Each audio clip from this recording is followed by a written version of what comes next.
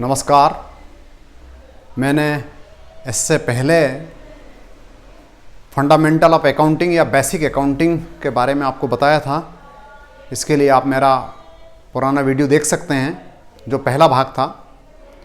आज इसी क्रम में आगे बढ़ाते हुए मैं आपको लेखांकन विधियों के बारे में बताने जा रहा हूँ। आपके सामने नज़र आ रही होंगी आपको लेखांकन विधियाँ। लेखांकन की विधियाँ या सिस्टम्स ऑफ अकाउंटिंग कौन कौन से हैं और वो उनका मतलब क्या है, ये मैं बताने जा रहा हूँ आपको। लेखांकन विधियाँ या सिस्टम्स ऑफ अकाउंटिंग, जो लेखांकन करने के लिए, अकाउंट्स मेंटेन करने के लिए जो सिस्टम आज हमारे सामने अवेलेबल है, जो सिस्टम या जो विधियां हमारे पास उपलब्ध है, उनकी जानकारी आपके सामने है। पहला है उनमें सिंगल एंट्री सिस्टम या एकहरा लेखा पद्धति। इसको इनकम्प्लीट सिस्टम ऑफ अकाउंटिंग भी बोला जाता है। हिंदी में एकांगी प्रविष्टि प्रणाली या अपूर्ण लेखा पद्धति भी बोला जाता है। सिंगल एंट्री या अपूर्ण लेखा पद्धति या इनकम्प्लीट सिस्टम क्या है? ये अकाउंट मेंटेन करने का एक ऐसा सिस्टम है जिसमें कुछ अकाउंट्स जो है उनके दोनों पक्षों का लेखा किया जाता है। कैश संबंधी ट्रांजैक्शन के दोनों पक्ष लिखे जाते हैं। कुछ इंडिविजुअल अकाउंट रखे जाते हैं, व्यक्तिगत खाते रखे जाते हैं और कैश अकाउंट रखा जाता है। आप इसको ऐसा समझ लीजिएगा कि सभी व्यक्तिगत खाते इसमें रखे जाते हैं और कैश अकाउंट रखा जाता है। इसके अलावा बाकी कोई अकाउंट नहीं रखा जाता है, जबकि दूसरे अकाउंट्स भी और महत्वपूर्ण अकाउंट हो सकते हैं, लेकिन उन सबको इस सिस्टम में छोड़ दिया जाता है। इसीलिए इसको अपूर्ण लेखा पद्धति या इनकम्प्लीट सिस्टम ऑफ अकाउंटिंग बोला जाता है। ये कौन यूज़ करता है, किसके लिए ज़्यादा अच्छी होती है ये मेथड?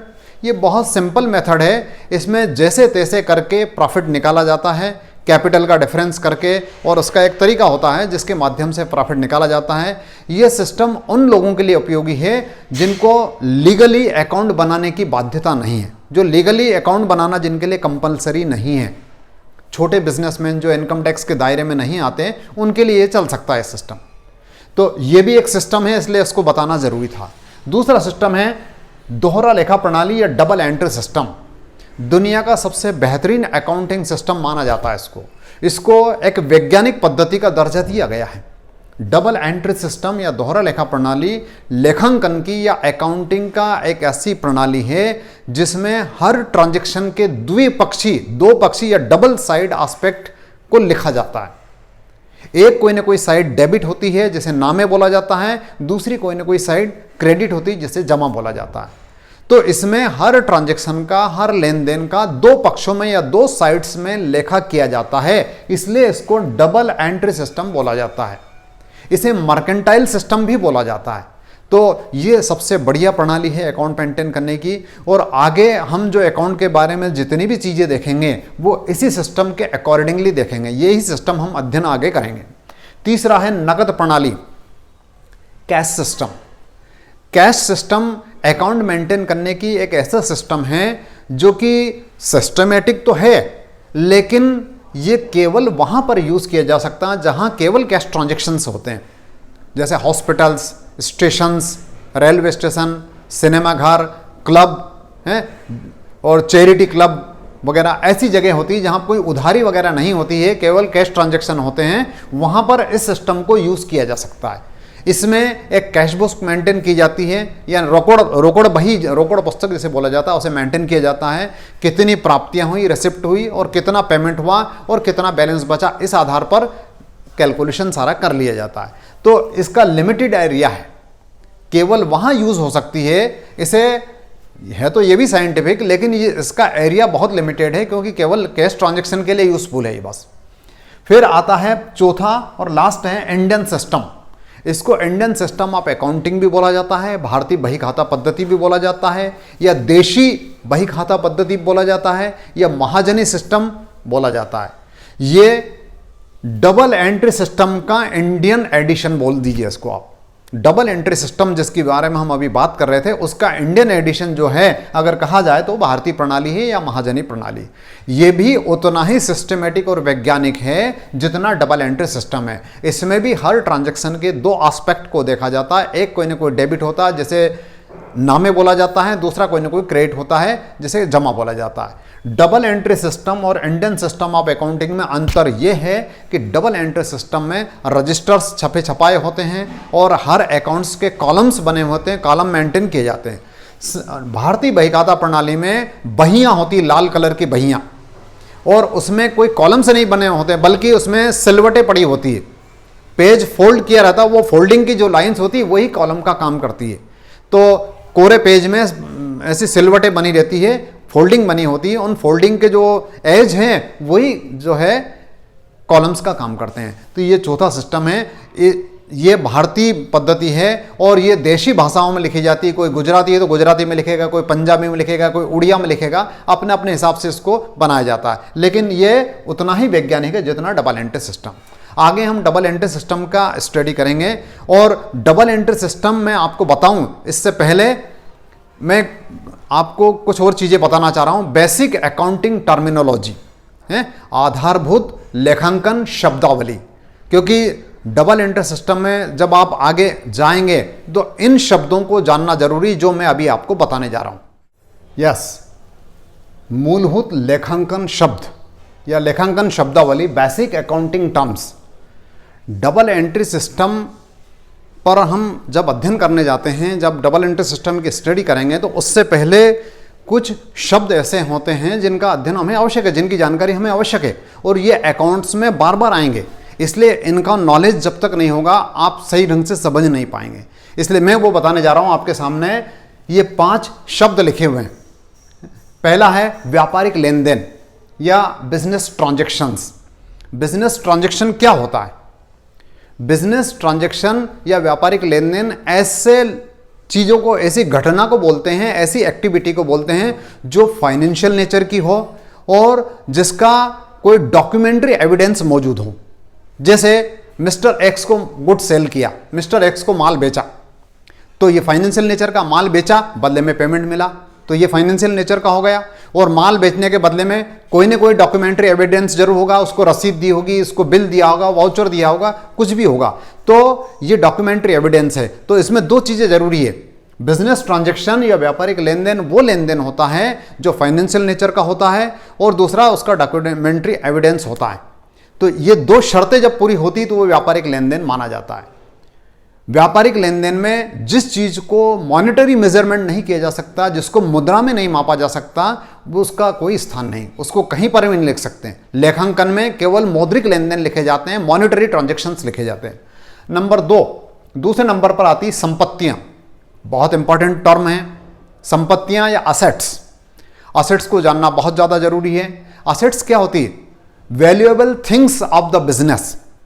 व्यवसाय की मूल्यवान वस्तुएं संपत्ति होती है। अब व्यवसाय की मूल्यवान वस्तुएं क्या होती है?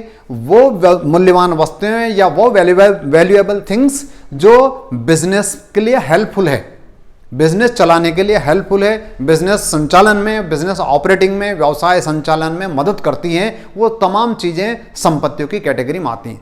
वो सभी मूल्यवान वस्तुएं जो बिजनेस के स्वामित्व में हैं, जो बिजनेस की ऑनरशिप में हैं और जो बिजनेस के संचालन में सहयोगी है, जिनके माध्यम से बिजनेस संचालित किया जाता है। जैसे मान लीजिए बिल्डिंग, हमारी बिल्डिंग है जिसमें हम बिजनेस चला रहे हैं, तो बिल्डिंग हमारी असेट्स हो गई। फर्नीचर, उस बिल्डिंग में हमारी शॉप है और शॉप में या शोरूम है, उसमें फर्नीचर लगा है, तो वो फर्नीचर असेट्स हो गई हमारी, मूल्यवान भी है और सारी शर्तें संपत्ति होने की पूरी करता है, बिजनेस के लिए मददगार है। तो संपत्तियों को अच्छी तरह समझना जरूरी है।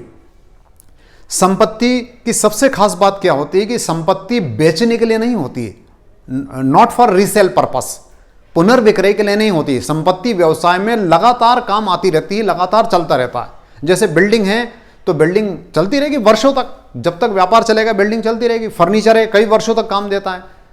और भी बहुत सारी चीज़ें होती हैं, मशीन, प्लांट, फर्नीचर, फिक्सचर, जो भी चीज़ें होती हैं वो सारी चीज़ें बिजनेस में सालों साल, कई वर्षों तक काम देती है, वो बेचने के लिए नहीं होती है। तो ये ध्यान रखना है, संपत्ति बिजनेस की मूल्यवान वस्तुएं हैं और ये बिजनेस के संचालन में मदद करती है और ये लगातार चलती रहती है। तो संपत्ति के कुछ प्रकार यहां पर मैं बताने जा रहा हूं आपको। Fixed assets, current assets, fictitious assets, intangible assets. Fixed assets क्या होती है? स्थायी संपत्तियां, जिन्हें अचल संपत्ति बोला जाता है। ये मूल्यवान वस्तुएं होती है, एक इनमें भारी पूंजी इन्वेस्ट की जाती है और ये लॉन्ग टर्म का एक तरह से इन्वेस्टमेंट होता है। लॉन्ग टर्म जो जिसमें कैपिटल लगी है वो स्थायी संपत्ति होती है। सामान्य तौर पर ये चलायमान नहीं होती है, लेकिन ये कोई इसका आधार नहीं होता है, भारी पूंजी विनियोग होता है, इनमें ज़्यादा पैसा इसमें लगाया जाता है और लंबी अवधि के लिए होती है। ये रीसेल पर्पस के लिए नहीं होती है। ऐसा नहीं कि 1-2 साल रख के इनको बेच दिया जाए, इसलिए इनको स्थायी संपत्ति कहा जाता है। बिजनेस में स्थायी रूप से इनको रखा जाता है, इसलिए स्थायी संपत्ति का दर्जा इनको दिया जाता है। करंट एसेट्स संपत्ति तो होती है, लेकिन चालू संपत्ति बोला जाता है इसको। करंट मतलब चालू संपत्ति, इन्हें फ्लोटिंग एसेट्स बोला जाता है। फ्लोटिंग एसेट्स या करंट एसेट मतलब चलायमान संपत्ति, इनका मूल्य सदैव बदलता रहता है। फर्स्ट ईयर में कुछ और थी करंट एसेट, सेकंड ईयर में जाके कुछ और हो जाती है, या फर्स्ट ईयर के बिगिनिंग में कुछ और थी और फर्स्ट ईयर के एंड में आते जाते कुछ और हो जाती है। तो इनका मूल्य सदैव बदलता रहता है, जैसे stock, cash, bank balance, debtors, ये सारी चीजें जो होती है ये करंट एसेट्स होती है। अब बात आती है फिक्टिशियस एसेट्स। फिक्टिशियस एसेट्स क्या होती है? बनावटी संपत्तियां। बनावटी क्या होती? बनावटी संपत्तियां आपको आगे चल के इसके बारे में आपको सुनाई देगा या पता लगेगा इसके बारे में। बनावटी संपत्तियां बिजनेस में दर्ज की जाती है और इनको भी एसेट्स के रूप में माना जाता है। आखिर होती क्या है? बनावटी संपत्तियां ऐसी संपत्ति को बोलते हैं, बल्कि ऐसे व्यय, ऐसे बिजनेस के एक्सपेंसेस जो भारी मात्रा में किए गए हैं और जिनका आगे आने वाले कई वर्षों तक एडवांटेज या लाभ मिलता रहेगा बिजनेस को, वो बनावटी संपत्ति में कन्वर्ट हो जाते हैं। मैं एक एग्जांपल बताऊं आपको। जैसे मान लीजिए किसी वर्ष में किसी बिजनेसमैन ने भारी मात्रा में एडवर्टाइजमेंट पर खर्चा कर दिया। एडवर्टाइजमेंट में बहुत भारी अमाउंट खर्च कर दी, खूब तगड़ा एडवर्टाइजमेंट उसने करवा दिया। तो ये जो एडवर्टाइजमेंट का खर्चा है वो 1 साल में बहुत ज़्यादा मात्रा में हो गया, तो इसको जो है बनावटी संपत्ति मान लिया जाएगा, क्योंकि इसका लाभ आगे आने वाले कई वर्षों तक मिलता रहेगा। इसी तरह से किसी कंपनी ने मान लीजिए शेयर इशू किए हैं, शेयर प्रीमियम पर, शेयर डिस्काउंट पर इशू किए हैं, तो डिस्काउंट एक लॉस है। 100 रुपये का शेयर मान लीजिए कंपनी ने 90 रुपये में पब्लिक में सेल कर दिया, इशू कर दिया, तो 10 रुपीज़ का डिस्काउंट जो हो गया वो डिस्काउंट ऑन इशू आप शेयर करके जाना जाएगा, और वो बनावटी संपत्तियां हैं, उसको धीरे धीरे उसको खत्म कर दिया जाता है। बनावटी संपत्तियां बैलेंस शीट में दिखाई जाती है, लेकिन इनको धीरे धीरे इनका हर साल कुछ न कुछ part profit and loss account के माध्यम से खत्म कर दिया जाता है, राइट ऑफ कर दिया जाता है, अपलिखित कर दिया जाता है। तो ज़्यादा दिन तक इनका समय नहीं रहता, इनका अस्तित्व बहुत लंबा नहीं होता है। फिर आता है इंटेंजिबल एसेट्स। संपत्तियां 2 प्रकार की होती है, एक प्रकार और देखें हम तो, एक टेंजिबल और एक इंटेंजिबल। टेंजिबल यानी मूर्त संपत्तियां, इंटेंजिबल मतलब अमूर्त संपत्तियां। मूर्त संपत्ति मतलब land, building, furniture, plant, fixtures, stock, ये सारी चीजें हैं, भूमि, भवन, मशीन, ये सारी चीजें जिनको देख सकते हैं, जिनको छू सकते हैं, वो टेंजिबल या मूर्त संपत्ति होती है। अमूर्त संपत्ति यानी जो केवल नाम होता है जिनका, जैसे गुडविल, कॉपीराइट, पेटेंट, ये संपत्तियां होती है, लेकिन ना इनको देख सकते हैं आप, ना इनको छू सकते हैं, इसलिए इनको इंटेंजिबल एसेट्स माना जाता है। तो ये कुछ संपत्तियां होती है जिनके बारे में मैंने बताया, और भी आगे चल के आप जब स्टडी करेंगे, हायर स्टडी जब करेंगे, तो एसेट्स की, संपत्तियों की और भी वैरायटी आपको देखने को मिलेगी।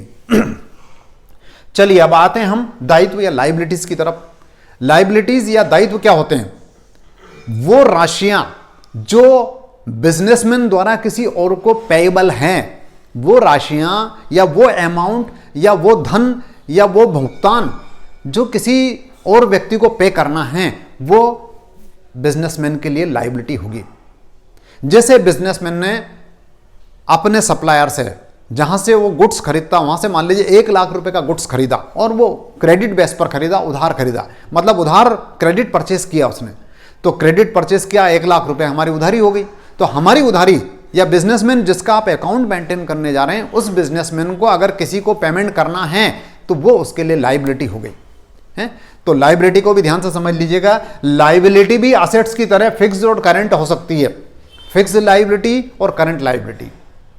लाइबिलिटी में एक चीज और समझ लीजिएगा, बिजनेस और बिजनेसमैन अलग अलग माना जाता है। बिजनेसमैन ने या बिजनेस के मालिक ने व्यवसाय शुरू किया, तो तो दोनों चीजें एक नहीं हो सकती, दोनों का सेपरेट एक्सिस्टेंस है। बिजनेस अलग है, बिजनेस का मालिक अलग है, मतलब प्रोप्राइटर अलग है और बिजनेस अलग है। अगर बिजनेस के मालिक ने अपनी पॉकेट से, अपनी जेब से बिजनेस में कुछ पैसा लगाया तो यह माना जाएगा कि बिजनेस ने अपने मालिक से उधार लिया। इसलिए जो कैपिटल लगाई जाती है वो बिजनेस में लायबिलिटी के तौर पर शो की जाती है। जो कैपिटल या पूंजी बिजनेसमैन लगाता है वो बिजनेस में लायबिलिटी के तौर पर शो की जाती है। तो लायबिलिटी में कैपिटल आती है। इसके अलावा लोन्स वगैरह जो लिए जाते हैं, कंपनी का अगर मामला है तो कंपनी में शेयर कैपिटल हो सकता है, डिबेंचर्स हो सकता है, और भी लॉन्ग टर्म लोन्स होते हैं, वो फिक्स्ड लायबिलिटी होती है। स्थायी दायित्व में ऐसे दायित्व आते हैं जिनकी अवधि 1 वर्ष या उससे अधिक हो। लॉन्ग टर्म मतलब 1 वर्ष से अधिक, 1 वर्ष में से अधिक अवधि के लिए जिनका दायित्व होता है, जिनका पेमेंट 1 वर्ष के बाद करना है, 1 वर्ष से ज्यादा अवधि के बाद करना है, तो उन दायित्वों को या उन लायबिलिटीज को लॉन्ग टर्म लायबिलिटी या फिक्स्ड लायबिलिटी माना जाता है। करंट लायबिलिटी यानी ऐसी लायबिलिटी जिनका पेमेंट 1 साल के अंदर ही करना है, शॉर्ट टर्म लायबिलिटी बोला जाता है। Short term liability current liability होती है जो फ्लक्चुएटिंग होती रहती है, क्योंकि 1 साल के अंदर उनका पेमेंट होना तो बदलती रहेगी, साल के अंदर ही उनका पेमेंट कर दिया तो बदल जाएगी वो। चलिए उसके बाद आती पूंजी। पूंजी या कैपिटल। कैपिटल क्या होती है? अभी मैं चर्चा कर रहा था कि बिजनेस के मालिक ने बिजनेस स्टार्ट करने के लिए अपनी जेब से पैसा लगाया, अपनी जेब से पैसा लगाया, अपना गुड्स लगाया। तो बिजनेस स्टार्ट करने के लिए या बिजनेस में मालिक के द्वारा जो भी चीजें लगाई जाती है वो सब कैपिटल हो जाती है। पूंजी इंसान की वेल्थ का, इंसान के धन का वो भाग है जो और अधिक धन कमाने के काम आता है। पार्ट ऑफ वेल्थ है, पार्ट ऑफ वेल्थ है जो और अधिक कैश अर्जन करने के लिए या मनी अर्न करने के लिए इस्तेमाल किया जाता है, उसे कैपिटल बोलते हैं। कैपिटल जो पैसा लगाया जाता है उससे और पैसा बनाएंगे हम, ये बिजनेसमैन की मंशा रहती, ये बिजनेसमैन का लक्ष्य होता है, टारगेट होता है, तो इसीलिए वो पैसा लगाता है। पैसे के अलावा हो सकता है माल भी लगाया उसने, कोई असेट्स भी लगाई हो, वो सब कैपिटल की कैटेगरी में आती है। तो कैपिटल जो होता है एक बड़ी इंपॉर्टेंट टर्मिनोलॉजी, ये समझ लेना आपको। कैपिटल को लायबिलिटी माना जाता है। क्यों माना जाता है? क्योंकि बिजनेस ने अपने मालिक से कैपिटल उधार ली एक तरह से। मैं इसीलिए बोल रहा था कि बिजनेस अलग है, बिजनेस का मालिक अलग है। बिजनेस के मालिक ने कैपिटल लगाई है तो यह माना जाएगा कि मालिक ने बिजनेस को उधार दिया, तो बिजनेस के लिए तो एक तरह से लायबिलिटी हो गई वो, तो इसलिए कैपिटल को सदैव लायबिलिटी में लिखा जाता है। अब कैपिटल भी 2 तरह की होती है, फिक्स्ड कैपिटल और फ्लोटिंग कैपिटल। फिक्स्ड कैपिटल यानी स्थायी पूंजी, फ्लोटिंग या फ्लक्चुएटिंग कैपिटल यानी परिवर्तनशील पूंजी। जो पैसा बिजनेस में स्थायी संपत्तियों में लगाया गया है उसे फिक्स्ड कैपिटल बोलेंगे हम। और जो पैसा चलायमान संपत्ति में, करंट एसेट्स वगैरह में इन्वेस्ट किया गया है वो फ्लोटिंग या करंट मतलब फ्लोटिंग कैपिटल बोला जाएगा, फ्लक्चुएटिंग कैपिटल बोला जाएगा। इसके अलावा एक और कैपिटल होती है जिसका नाम आपको आगे चल के बहुत आएगा, वो होता है वर्किंग कैपिटल या कार्यशील पूंजी।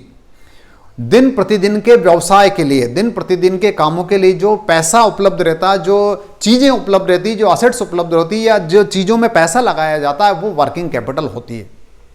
वर्किंग कैपिटल की एक टर्मिनोलॉजी होती है, एक फार्मूला होता है, working capital is equal to excess of current assets over current liability.